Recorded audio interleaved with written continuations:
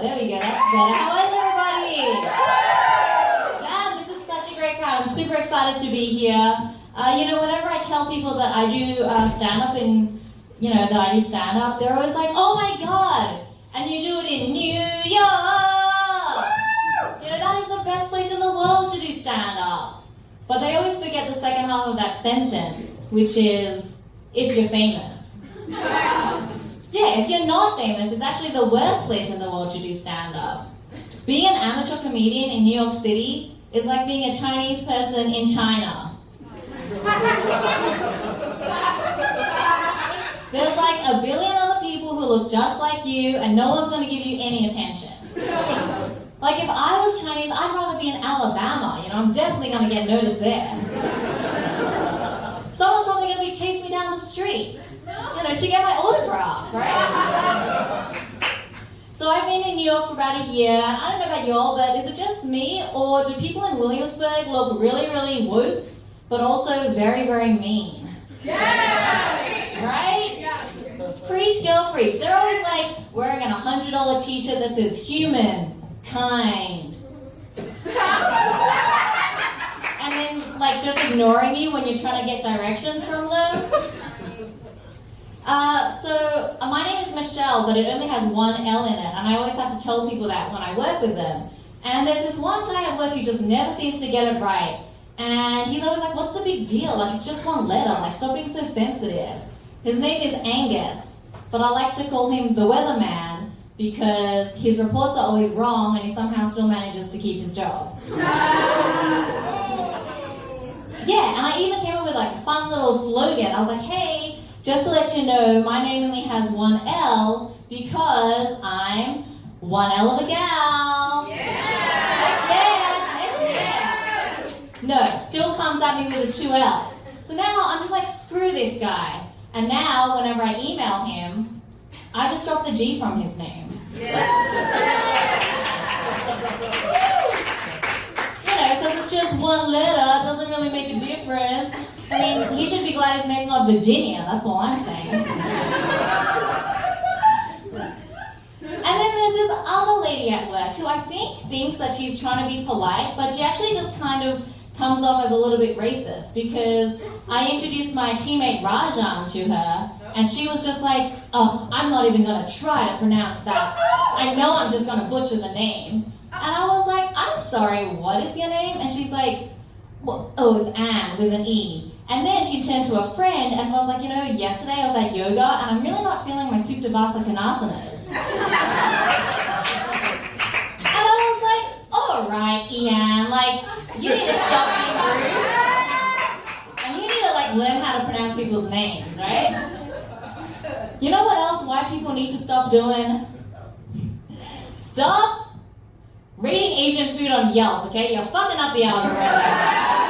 For God's sake, ladies, just stop, please, alright? Stop. Like, every time I try to find somewhere on Yelp, it's always like, oh, so authentic, 5 stars, Sebastian. And I'm like, Sebastian, this is the P.F. Chang's, alright? Like, you need to calm the fuck down, Sebastian. I think living with your partner, there's a lot of yelling first and then thinking second. Because sometimes when I get home and my apartment is a mess, I immediately yell at my boyfriend. I'm like, Ray! And then I look around and I'm like, oh wait, this is all my stuff. So then I gotta follow up with a quick, love you. So our apartment walls are very thin and we can hear everything that's happening. And our next door neighbors have started having very loud, very frequent sex. Yeah, super awkward. And so the next time I saw them in the corridor, I was like, hey guys, this is kind of awkward, but we can hear you having very loud, very frequent sex. And I was just wondering if you could, share your secret. What are you folks doing to keep the spark alive, So my manager caught me sleeping at work the other day and she's like, Michelle, what are you doing? I was like, what? I'm trying to find my dream job. Jesus, career progression up in here. Jesus, what the hell? So, I want to tell you what the best feeling in the world is. Do y'all want to know what the best feeling in the world is? Okay, the best feeling in the world is when you're with a friend and then someone bumps into you. Oh, sorry, you're with a friend, you bump into your ex, someone bumps into you, and then you look really popular. Yes! Such a good feeling. So this happened to me a while back. I was with my friend, I bumped into my ex, we had to do the small talk, I was like, hi, he was like, hi, I was like, you look stupid. Anyway, and then from behind me, I just hear someone say, Michele Lim. And I turn around and there's this guy there. And he's like pretty tall, he's pretty built, he's pretty good looking, and he has an amazing smile. Yeah, and he was just like, oh my God, Michele, how have you been? I haven't seen you for years. And I was like, I'm good. And then he was like, well, how's your mom? Like, how are your brothers? And I was like, yeah, they're good too. Max was probably like, who the fuck is this guy? Anyway, and he was like, you know what, Michele? You can't keep avoiding me. I want to catch up. Call me. And then he winked at me and he walked away. Yeah, and then I was like, bye to my ex, my friend and I walk off. And then my friend was like, damn, he was cute. Who's he? And I was like, oh, nah, man, that's just my dentist.